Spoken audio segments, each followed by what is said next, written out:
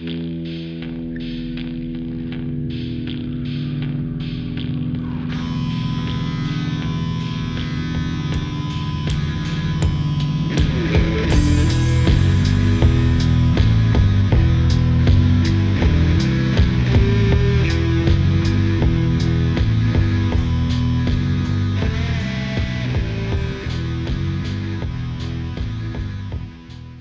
Close to Home contains narrative details that may not be suitable for all listeners. Too Close to Home discusses topics such as brutal violence, murder, and the discussion of drug use.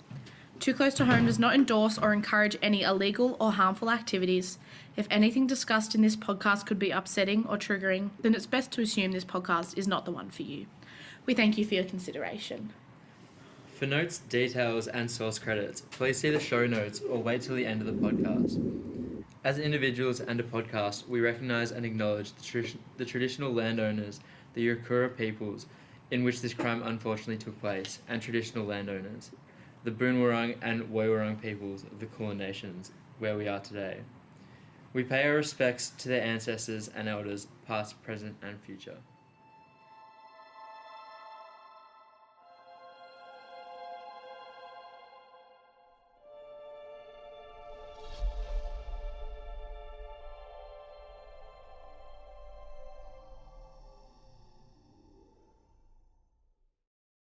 Welcome to the final chapter of Too Close to Home.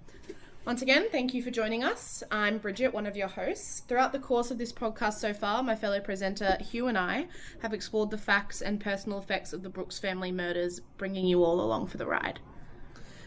In our previous installments, we've discussed the dynamics of the town where the crime occurred, the timeline and the available facts surrounding the crime, and how we've heard some exclusive interviews from Deniliquin locals, giving us a really good insight into the atmosphere and circumstances associated with a tragic crime.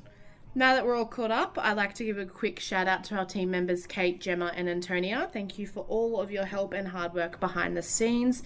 Now let's get into what we have in store today. This episode has a slightly different but equally important focus to our previous ones, wouldn't you say, Bridget? Definitely. So our focus for the first two episodes was really giving the audience a solid idea of what the town was like, and then in our second episode moving on to more focused of the crime. Yeah, and so that was important to us, considering your connection to the town and even to some degree the victims as well. Yeah. I mean, I've even been there a few times, and I know many people who have made plenty of memories there throughout their lives. Exactly. The local point of view is really significant, especially for a crime like this in such a small town. That said, we also needed to relay the facts and details of the crime, which we can hear more of in episode 2. So today we want to shift our attention a little bit to a topic that jumped out at our team during research and planning for this podcast, raising awareness. This happened 19 years ago and there's still no arrests. Yeah, I mean, there were children who were left orphaned from this murder, and we've agreed as a team, out of respect, not to include their names at any point during the podcast, but we feel that they deserve to have their family's tragic story told and hopefully gain some publicity for something to be done. It can be so easily forgotten at times, and I think that when you're getting caught up in the fascination and curiosity about a true crime, you know, there's real people whose lives are affected by these. And we can forget that. I think we can all say that we're guilty of being caught up in the fascination. I'm sure we've all thought about how terrifying it could be to be a victim of a crime like this and even find ourselves trying to understand the mentality behind people who commit these horrible acts. But unless we see them on the news fighting off tears or fighting to live a normal life, we can often forget the parents, siblings, children, family, friends and communities that have had something irreplaceable taken from them. And that's why we felt that it was so important to bring attention to the fact that people's lives have been turned upside down by the Brooks family murders. You know, we try to be empathetic of the fact that family and friends affected by this crime will be going through their own processes of healing. And that's why we're starting a discussion about their right for closure. Without disclosing any names or any other information, we feel to be disrespectful or harmful of their privacy. Exactly. It's a fine line for us to walk. It's hard to shine a spotlight on a story like this and try to bring awareness to an unsolved crime without feeling like you have the potential to upset people personally connected to it. But we feel it is a cause too important to ignore. These people and their loved ones deserve justice for what happened to them, and the residents of Deniliquin deserve some closure. And if our previous episodes have been any indication, someone in town must know something. Yeah, that's right. So in our first episode, we began to discover the close-knit dynamics of the town and get the sense that everyone knew everyone else's business because of how small and localised it is. And then in our second episode, that was really solidified by all we heard from our interviews and then the discussions that they generated. Yeah, absolutely. So the question remains, why are there still no leads? This isn't the type of thing that occurs every day in Denny. We know the facts that in March 2000, Barbara Brooks and her 13-year-old son Stacey were found dead in their car in the Moala State Forest just southeast of Deniliquin. A third body, a man, was found a few days later and was identified as Barbara's husband and Stacey's stepfather, Stephen Brooks. And we all know, by all accounts, that people in the community really knew each other well. Yeah. You know, some might even say too well, from what I can gather. So the question we keep returning to pops up again. Yeah. In a town like this, where all the children play sports and do all their after-school activities together, where the local stores have been in families for generations and everyone is known by name, in a town, it seems to some that you can't even blow your nose without someone hearing. How does such an impactful injustice stay swept under the rug for so long? It doesn't really make sense. The information we have gathered points to what I would consider a few solid direction that could have been used for a basis of leads, wouldn't you think? I mean, we can't be certain that these standout pieces of information haven't been investigated, but you would assume at least one of them would have gone somewhere in 19 years if they had. I think every possibility has been investigated as much as it possibly could at the time, but there's a few little details that maybe could have gone untouched.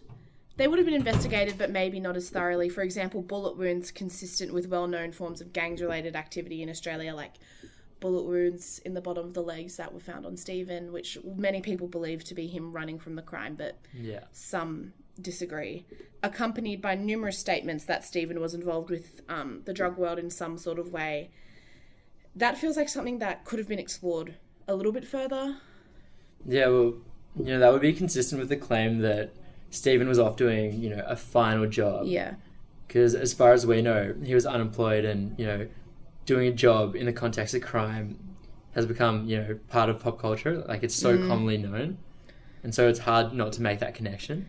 Yeah, we could assume that those claims have been thoroughly investigated and they have completely fell through because, as we said, we are not doubting that action was taken to solve these murders. We're just trying to piece together the puzzle of why they remain unsolved. So, assuming there is no connection to drugs or organised crime, what other avenues have stood out to you? So, for me, like, these time gaps just seem really mysterious. You know? Yeah.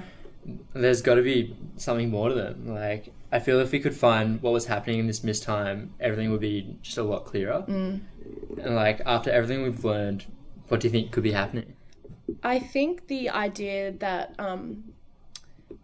it was just a big whole mix-up. Maybe Stephen was involved with something and Barbara tried to go out and get him and take him away from the situation. I feel like Stacey could have just been caught as an innocent bystander and just got caught up in the whole muddly business of it. But I really don't know what happened. And it's just awful. I guess it's just speculation because there's really not enough information to know, you know. Yeah. You can almost understand with the way people perceived the Brooks, you know, you've heard about possible drug connections and petty crime, things like that people might hide information or choose not to get involved in whatever mess these people seem to have gotten themselves into.